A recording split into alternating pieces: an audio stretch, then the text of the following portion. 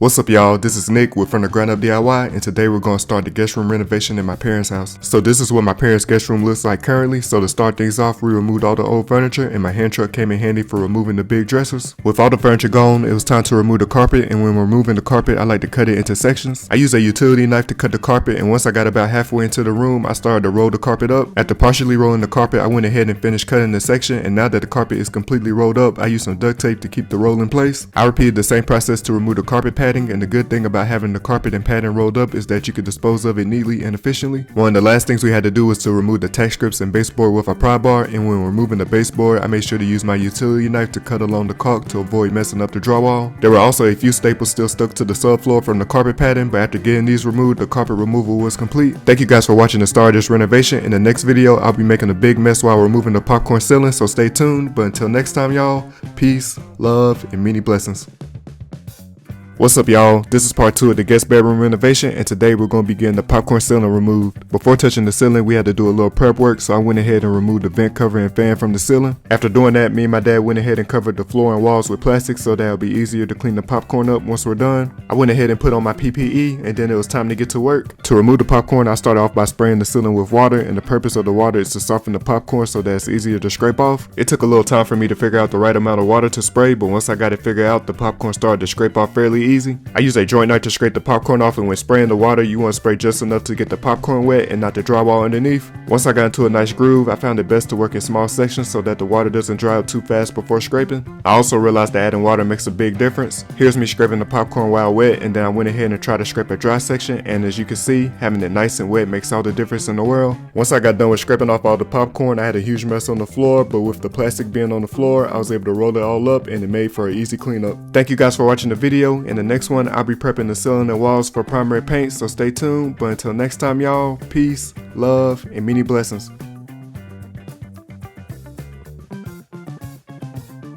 What's up, y'all? This is part 3 of the guest room renovation, and it's been a minute since the last video, but today we're going to be getting the walls and ceiling prepped and primed. After getting the popcorn ceiling removed, there are still remnants of the popcorn on the ceiling, so to get this removed, I use a drywall sander to go over the whole ceiling. Now that the ceiling is sanded smooth, I use some drywall mud to go over any blemishes and dents I saw on the ceiling, and I made sure to get the walls as well. Once the mud was dry, I used a orbital sander and did a little bit of hand sanding to make sure that the walls and ceiling were smooth, and to prime the room, I'm going to be using this Kills heavy duty primer. I used an 18-inch roller to go over the majority of the walls, and it made quick work of getting them all painted. I started to use this roller on the ceiling, but after getting half of it painted, I found it easier to use a 9-inch roller instead. It took a few coats to get everything completely covered, but I was eventually able to get the whole room primed. Thank you guys for watching the video. In the next one, I'll be using my handheld paint sprayers to paint the room, so make sure you stay tuned. But until next time, y'all, peace, love, and many blessings.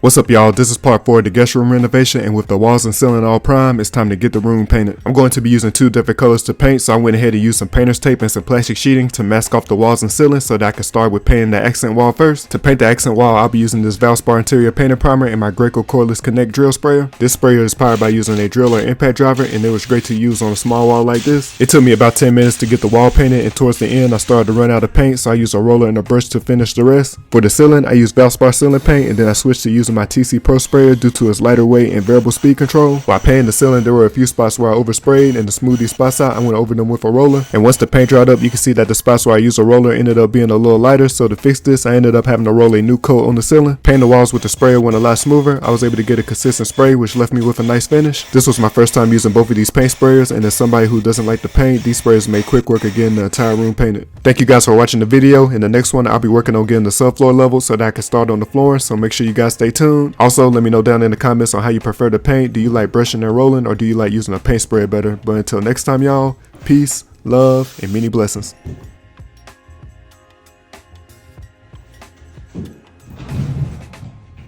What's up, y'all? We are on part 5 of the guest room renovation, and with the walls and ceiling now painted, we can start installing the new floors. I'll be using hewn stone form flooring in the guest room, but before we start placing the floors, I need to make sure that the subfloor is completely leveled. To do this, I use a 4-foot level to go across the whole floor and check for any areas that had a gap of 1/16 of an inch or greater. I also use a hammer along the way to knock down any nails that were not flush with the subfloor. After getting these areas marked with some painter's tape, I'll be using some Henry 345 premix floor patch to get these areas back flush with the rest of the subfloor. I used a putty knife to spray the floor patch out, and once I put down a good amount, I use a 2x4 to screed over the area to remove any excess. And before moving to a new area, I made sure to use my level and nail to ensure that the gap was gone. The floor patch takes about 2 to 3 hours to dry, but I decided to come back the next day so that I could sand the patches down flush. I used my orbital sander with some 60 and 80 grit sandpaper to get this done, and due to how hard the floor patch ended up drying, it would have been faster to use a belt sander for this process. After sanding for a while, I was able to get all the patches flush, and now we have a completely level subfloor. Thank you guys for watching the video. In the next one, I'm going to get all the flooring installed, so stay tuned. But as always, peace, love, and many blessings.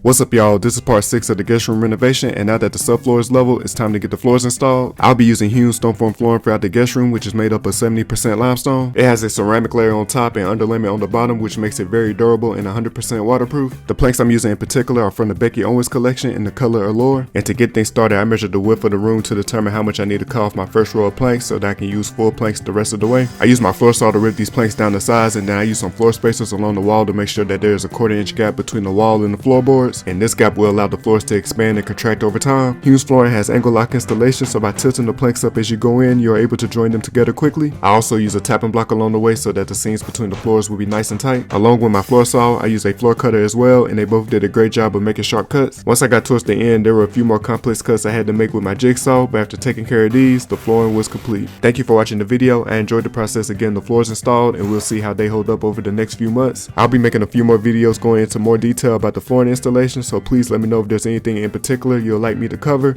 But until next time, y'all, peace, love, and many blessings.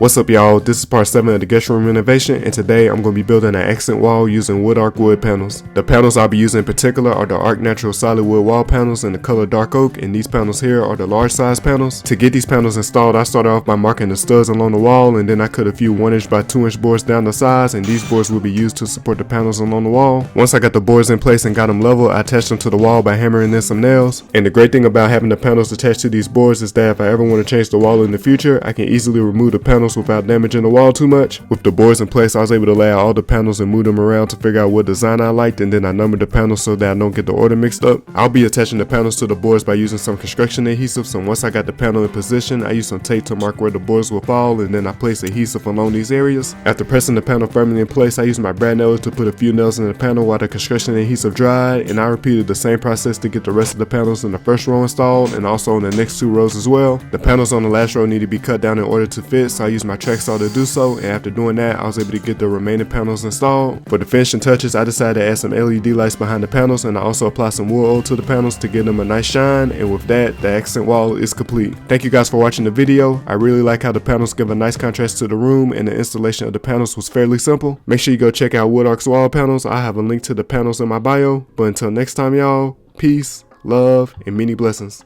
What's up, y'all? This is Nick with From the Ground Up DIY, and today I'm going to show you guys how I replaced this temporary light in the guest room with the Gatlinburg Easy Install fan from the Hunter Fan Company. Back when I started working on the guest room renovation, I removed the old fan that was in here and installed this temporary light, but now that the renovation is almost done, it's time to get a new fan in place. The Gatlinburg Easy Install fan features a pre-assembled body, plug-and-play wiring, and easy install blades, which makes the installation a simple process. Once I got the light switch and breaker turned off, I was able to remove the temporary light and started the fan installation by attaching the canopy mount. Next, I needed to install the ceiling wires to the terminal block. I made sure that each of the wires were pressed in firmly, and then I tightened them in place using a screwdriver. After that, I hanged the pre-assembled fan body onto the mount and connected the wire harnesses from the canopy mount to the fan body, and then I covered it all up with the snap-on canopy. To attach the light fixture, I had to hold the fan firmly in place, and then I had to twist the light fixture clockwise to lock it in place. And the fan comes with tool-free blades, so all you have to do is to snap them in place to get them secured. The last few things I had to do was to screw in the glass covers and light bulbs, and once I got the power turned back on, I was able to use the provided remote to test the fan, and everything was working good. I really like how the fan looks in the guest room, and the installation process couldn't have been any simpler. Thank you guys for watching this video. If you want to check out the Hunter Gatlinburg fan, I have a link to the fan in my bio. But until next time, y'all, peace, love, and many blessings.